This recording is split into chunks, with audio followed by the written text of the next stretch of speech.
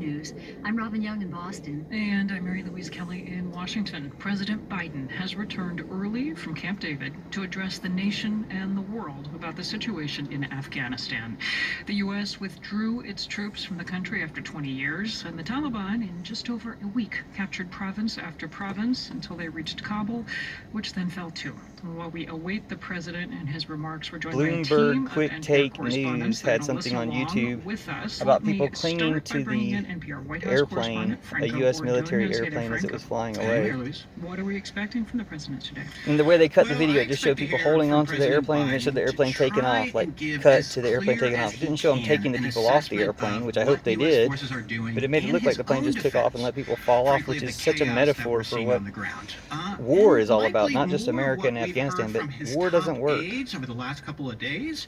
All you And do is frankly, you what leave a bunch officials of have weapons told out there me for today as terrorists well, to justifying claim. the withdrawal, that staying another year or But 5 anybody was really using not weapons is a sustainable. terrorist, whether you're a But I'll legitimate also army or be not. It's listening very terrorism. closely War is for the terrorism. nuance Let's stop when doing he it. addresses the execution of these plans. This will be the first time President Biden speaks publicly since the Taliban moved into Kabul. And I'm very curious, will he remain steadfast in his strategy as he did in a statement he released over the weekend? And how will he address this chaos on the ground, and what role his administration played in that? All right, thank you, Franco. Robin, you're up. I want to ask I might Mara want to Lice, mention NPR that national apparently political Trump let correspondent, as 5,000 we await Taliban out in a President deal Biden's speech. March You know, there were 4 2020. presidents involved in this And was conflict: George W. Bush, to Barack probably Obama, former contributing President more Trump to what's going on now than announced to pull out. what Biden's done in Biden the last 6 now months. enacting it. What challenge does that present President Biden today? This is happening on his watch, but you know we're hearing It's happening saying, on his watch. Yeah. Look, there were many presidents who were responsible for Afghanistan. George W. Bush got us in. Donald Trump negotiated the peace deal with the Taliban without the Afghan government. But Joe Biden presided over the withdrawal, and this chaotic, humiliating withdrawal. And he ran on his foreign policy credentials, his foreign policy experience, his experience in government. You lost a war. The most powerful military in the world by like 10 times lost another war. War doesn't work, the Democratic and Republican especially Party not in the about modern this era. is really surprising. And there are a lot of questions that Joe Biden will have to answer. Why didn't he anticipate this?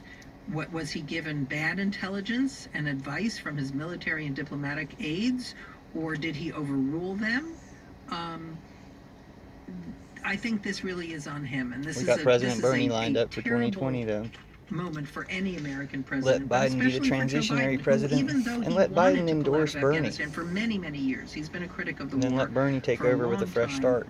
He certainly didn't handle this 2024, and then have Bernie say, "Hey, I only want one term. I only need one term. I'll turn it over to We've also AOC heard in from Franco 2028." Ordonez, a couple of our correspondents covering this from a domestic That's my point of view as commentary we over their await comments. President Biden and his speech on Afghanistan in the White House. I want to bring in So that's the special one of our coverage. reporters who covers international affairs, our international affairs correspondent Jackie Northam. Hey, Jackie. Hi, Mary Louise. So, bring us up to speed on just the situation in Afghanistan in terms of who is running things. There's effectively no government right now. Do we know what the plans are for an interim government, or how that's going to work?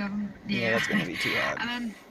There are plans for that. There's a real effort to try to do that. So there's a Gonna sort of wait for Biden peaceful to come back transfer on. to power. The Taliban have made it very clear they want full control. You know, they've captured the country and they want to be in charge.